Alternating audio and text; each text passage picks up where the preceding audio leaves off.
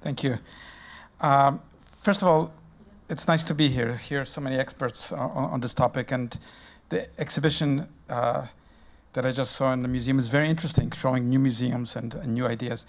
My project there is the Museum for the Kurdish People. As you know, this is today a very contested area. It's a war zone. The Kurds, I don't know how much you know about the Kurdish people and the struggle for independence for such a long time. As you know, they were promised a nation during, by Woodrow Wilson, League of Nations.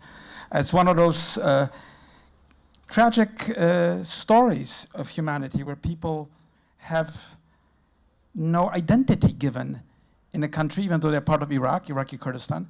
And my task was really to create a place which speaks about that identity, not just in terms of its past. And you know its past. You know the Saddam Hussein genocide against the Kurds, bombing the villages and killing women and children. By the way, I had a chance to speak through translators with many of those villagers, telling you the stories, which are very close to my heart because they sound to me exactly like the tales of the Holocaust that happened in Germany, that happened in Europe in those horrible years. So my task was not only to create a building, but give a direction in terms of what does freedom mean? What is the future of this region? And as you know, it's a war zone. ISIS and the war raging in that region has prevented the museum from being built right now.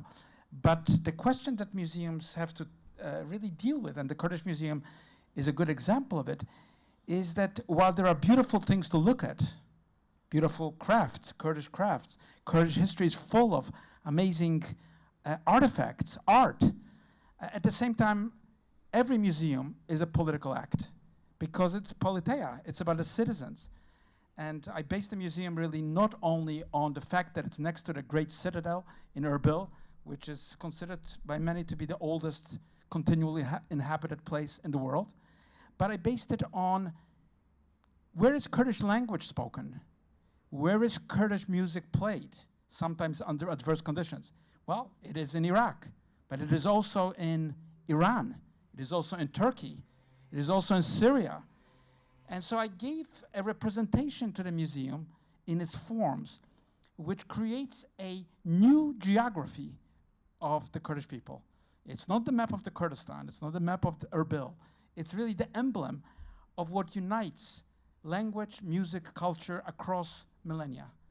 And of course, it's a project that is very close to my heart. It deals with not only spiritual, but physical freedom. And we know that the Kurdish people are fighting for their identity, for freedom. So it's a very special project. It's a very unique project. And it requires the solidarity, in a way, of the world to appreciate the struggle for identity and for nationhood. And we know those regions in the world where there are these explosive wars today. But I always wonder, when we go through a museum, a beautiful museum with beautiful aesthetic objects, and you're looking at beautiful aesthetic objects, whatever they are, at the same time, somewhere else, where you're on the same earth, where you're looking at those aesthetic objects, there is a genocide, there is a war, there is torment, there is torture. How can we reconcile these feelings in a singular building? And I really did have a number of such projects which have to do with not only showing something, but also being emotionally implicated in something of a struggle which is really imminent, and it makes a difference what the participant thinks, feels, and knows. Thank you. I recognize here the desire to support community, minority, and an identity. Maybe you can also talk a little bit about your new project you're working at the moment on, the Modern Art Center in Vilnius, Lithuania. This museum, founded by a philanthropist, seeks to accumulate a representative collection of Lithuanian visual art from 1960 onward, and to make it accessible to the broadest possible audience. This includes a significant collection of artwork from the Soviet period that at the time were ideologically unacceptable and therefore ignored by most of the important art museums in the country. How lucky am I to have a project like that? You know, Lithuania is part of the European Union, it's Europe. Who would have ever thought that there was someone over the years, now he's an older gentleman, who collected the works of great Lithuanian artists working in the region during highly repressive authoritarian regimes, the Soviet occupation of Lithuania, artists who had to support themselves by having work, but at the same time painted at home, sculpted at home, for their own small group of clients, works of modernity, which were free of an ideological purpose, which were really artworks.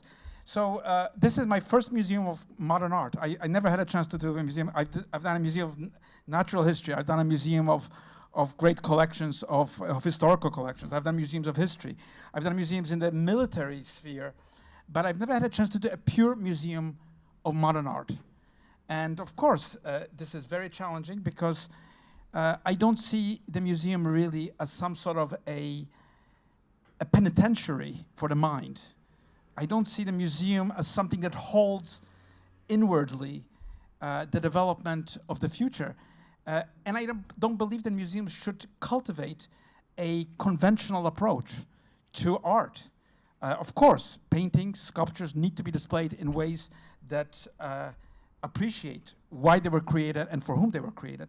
But at the same time, I think the space of a museum can be something really dynamic, something mobile, something that is not passive.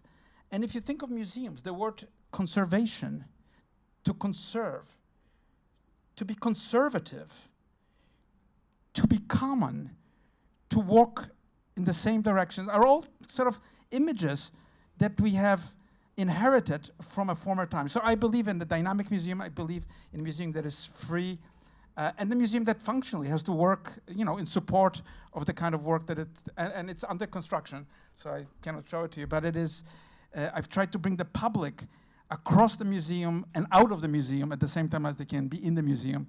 And I've tried to create in a very modest way, a very complex experience of the art in the museum. I think too much of a museum experience is oversimplification in a world of information of what the art actually is. Because we do live in a world that is so easily accessible by modern data, technology.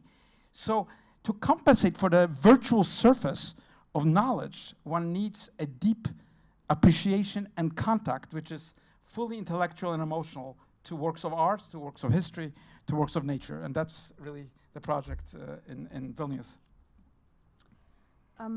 We discussed this morning, or Michel Cotet mentioned this morning, the importance of the cultural and architectural heritage in the creation of a new museum. But this question is also highly important when we talk about the extension of an existing museum, and we mentioned that earlier with the Kunstmuseum in Basel. How do you deal with architectural heritage, and how much the city around the museum means when you build a new building? Well, my Museum of Lithuania is the first freestanding museum I've designed. I've never designed a freestanding museum. Every one of my buildings, from the very first one, which was the Jewish Museum in Berlin, is connected to important historical buildings. Buildings of the 17th century, 18th century, 19th century. I'll give you an example. In the Military History Museum of Germany in Dresden, which is, by the way, the largest museum in Germany. And it's not by coincidence that the largest museum in Germany is not an art museum. It's not a machine museum. It's a museum of the military. And it was so already in the end of 19th century was already the largest museum. And it became, as you know, Museum of the Kaisers of Saxony, Museum of the Nazis, after the war, Museum of the right after the war, Museum of the Soviet Union, and then East Germany, and then after unification, of course. Once again, the question was, what do you do? How do you represent? How do you break? And by the way, this military museum is like West Point in the United States. It also belongs to the Bundeswehr, and it belongs to the army, to the German forces. So it's where soldiers, generals, officers get educated about the history. So to make a long story short here, it's a historical building, a gigantic U-shape built in the 19th century as an armory, which soon became a museum. It was a competition, as museums always are competitions. almost always. I was the only person who did not build a building extension behind in the U shape. You know, it's a big U shape. Every one of the 11 architects built behind the building because it's a protected facade. It's a famous building. I decided that there is no use in hiding the military history of Germany behind a facade of the 19th century. So I did a very delicate but very decisive idea. I cut the front facade just in 2 lines, 2 very, very narrow lines of the main facade. So I left the facade. I actually restored the facade. It was ruined by the East German government. I restored it lovingly, but then I cut 2 lines, and through those 2 lines, I was able to project the mass of the museum forward and create a sort of an open sort of gallery in which you are able to see not only the city of Dresden rebuilt now to a large extent, but also stand in a self-similar form to the triangulation of Allied airplanes which destroyed Dresden in that fateful day in 1945. So you have simultaneously, you're outside of the building, you're suspended because you're really far out in the air on an oblique plane.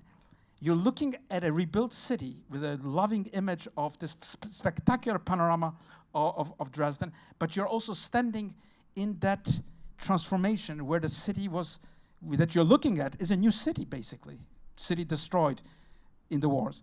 So yes, it's possible, and I think also necessary, not to shy away from historical buildings, not to try to say these are works which we just stay away from, but engage them in a non-Disney way, not by restoring them in some fake way and by saying that history has stopped at some point and now history begins at another point, but to show the really decisive moments of change in history and to juxtapose those histories. I've done that at the Royal Ontario Museum. It's a very loving building. It's the largest museum in Canada, Museum of Nature and Culture, a museum that has been built in 1910 and so on.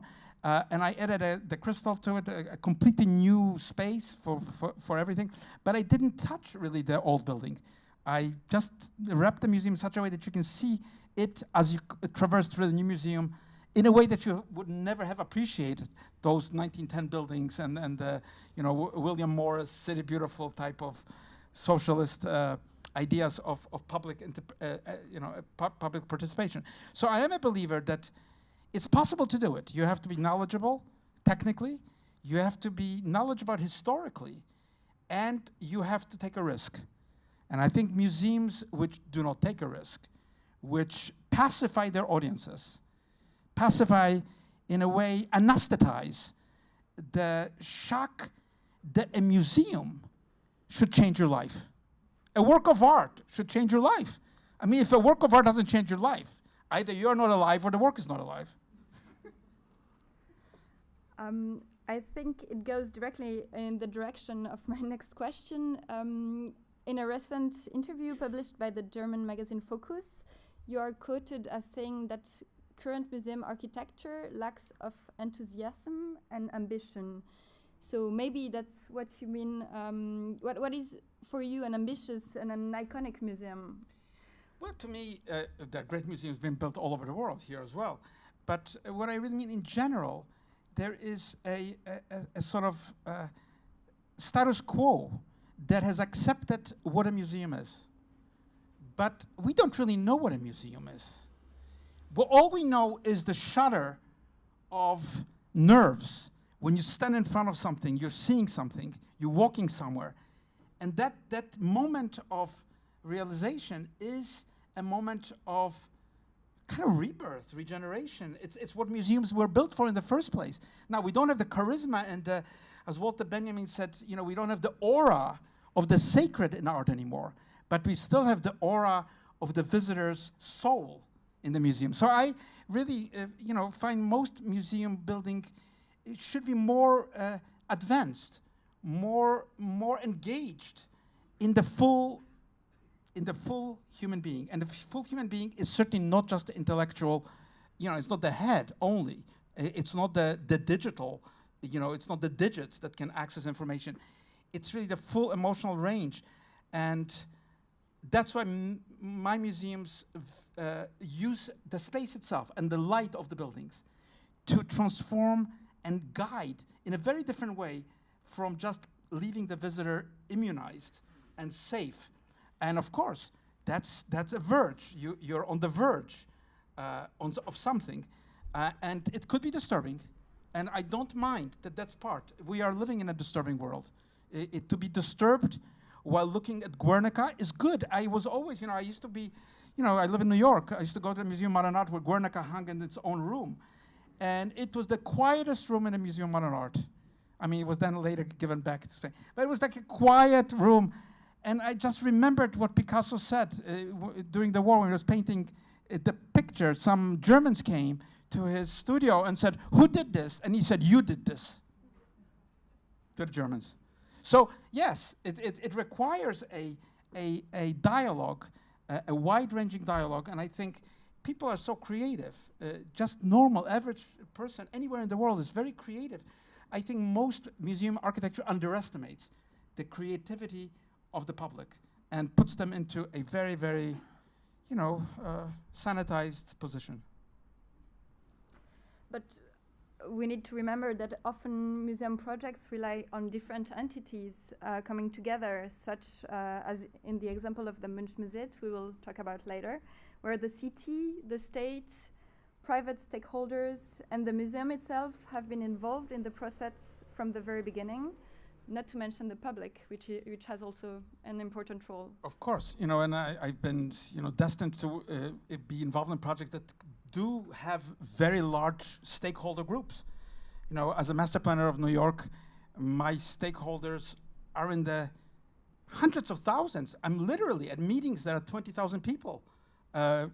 Agencies that represent millions of people, whether it's the families of the victims, whether it's the Port Authority of New York, run by the governors of New York and New Jersey, large states, whether it's the mayor of New York, which controls the city streets, quite apart from the Port Authority, whether it's the subway system or the PATH trains.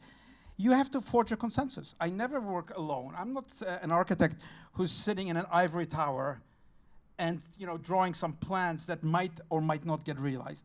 You have to conceive of a project, but be able to get a consensus for a project to be built. And believe me, it's not easy to get a consensus. It's not a matter of, yes, I like it, no, I don't like it. You have to work at it. And you have to believe in the future. You have to believe that people are really ready to do something once they understand in depth what it is. Of course, it raises controversies, but that's democracy. And we were talking about it during lunch just earlier, that democracy cannot be taken for granted.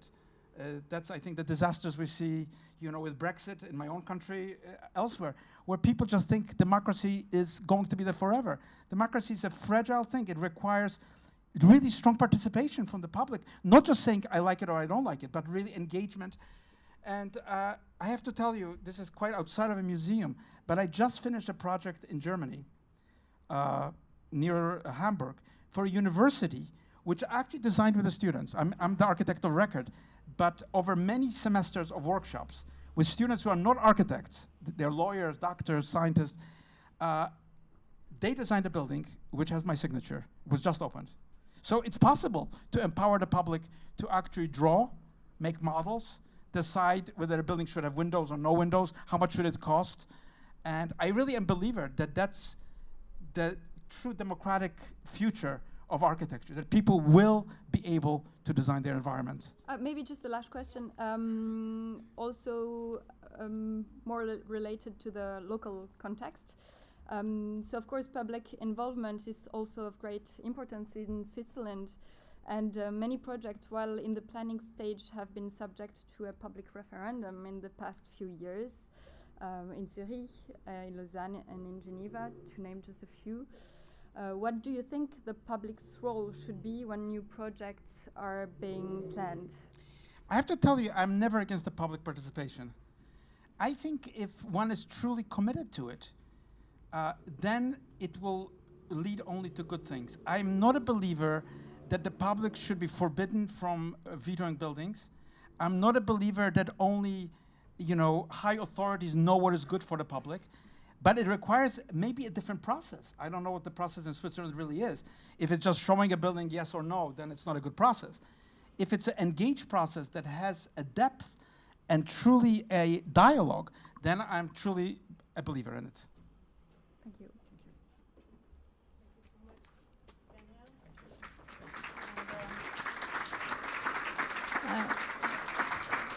I mean, we're really proud to have you here. And I must say we should all acknowledge that the master plan of TWC is absolutely a wonder. And I hope that all of you will take the time to walk through, now that it's getting almost finished. And I think it's part of your master plan to have enabled so many actors, as you said, but also so not straightforward symbolic attitudes. And I think really, as I've taken so many people there, and I think what's absolutely great is the sort of, at the same time, the sort of silence memories that we all have of that accident. And also, it's a very lively space today. I mean, when you see people coming out of the hub, and by 10,000s, and I think that you should talk about that because it's your masterpiece. Thank you so much. Thank you so much. You know, there was a competition, as you know, many, many architects, maybe the largest competition in the world. I was so lucky to be in the last 7 architects, all my colleagues and friends. And I did only one thing which is different from everyone. I decided not to build anything where the competition required people to build, where the building used to stand. And then there was a memorial somewhere. I decided to take the 16 acres, which is not a large space actually, and put half of it for public space, which is way beyond the percentage that Port Authority or the governors or investors ever conceived. And that was my idea, that you should really provide place for public. A more space of memory, space with water was also the waterfalls, to have a good sense of, in this hardscape, to have water, to have acoustics of water. By the way, criticized highly by the tabloids. You know, on the headlines was, you know, destruction of New York by Niagara Falls in the center of New York. But, you know, and I put the buildings really as far away as possible in a perimeter so there would be light in the central space for. And I think this might sound obvious in retrospect, but all my colleagues proposed mega buildings in the sense, you know, mega buildings, double kissing towers, mega structures, you know, higher and higher and higher. I actually decided to make the buildings kind of not as high as they can be. Symbolically, 1776, which is the Freedom Tower, is the highest building, but it's only the antenna, is the top of the antenna. I wanted to make the buildings really kind of modest, safe in a way, which don't require so many of those levels of sky lobbies, and built in a more redundant way so that they would be, you know, able to withstand any problems, and also so they could be done in individual ways by individual architects as time comes in this periphery of the site, echoing the torch of liberty. And how lucky. This was a very practical idea, because most master plans, as you know, wind up in museums or in archives. They're never, you know, master plans are just figments of imagination. Unless it's a World's Fair, they're not realized. But I had the idea that if you are able to discreetly, and the buildings descend in a way from 1776 down, and put public facilities, museum, expose the slurry wall, give a sense to the place, people will build so. And I was lucky, tower number 1, Freedom Tower is built, tower number 4 by Maki is finished, tower number 3 by Rogers is almost finished, tower number 2 has not started, we don't know when. So it depends on, you know, economic conditions, how the money flows. But it's probably, and I'm not, you know, sort of clapping myself on the shoulder, it's probably one of the few master plans that is very, very close to the original drawings. Because of course there are inevitable compromises. When you develop a project in 6 weeks, you have to, you know, make a project for the next 200 years for New York.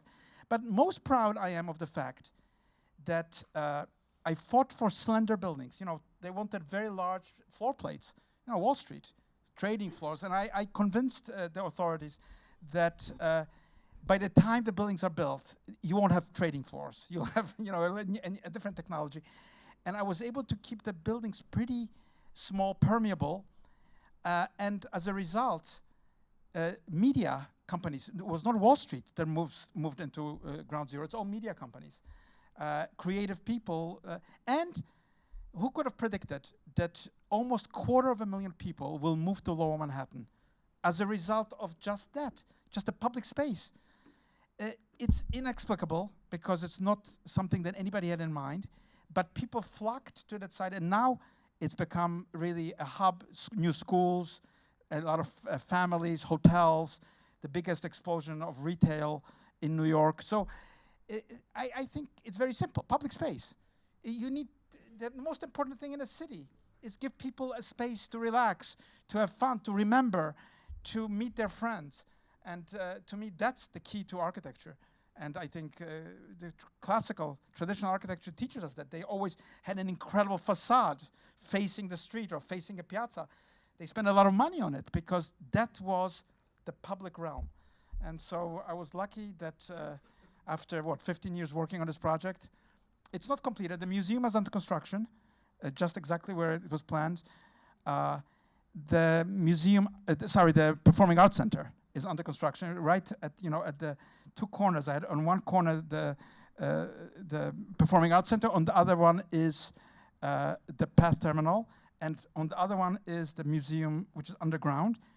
And I was, by the way, very amazed that when Pope Francis came to New York to give his ecumenical address, he didn't choose Times Square. They were saying, we'll choose Times Square, or he'll go, to St. Patrick's Cathedral or somewhere.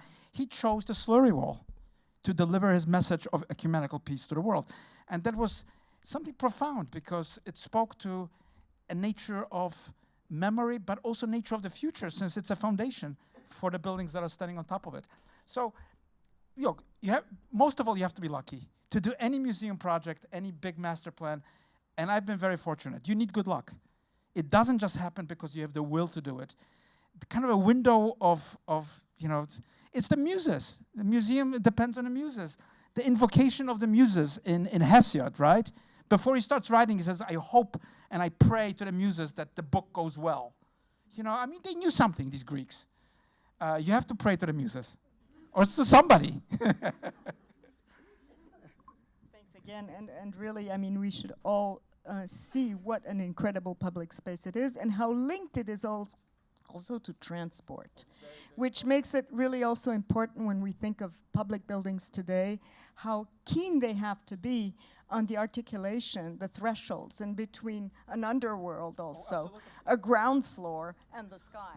I don't want to hold you more because you're tired, but the greatest achievement is not the achievement that you see at ground zero.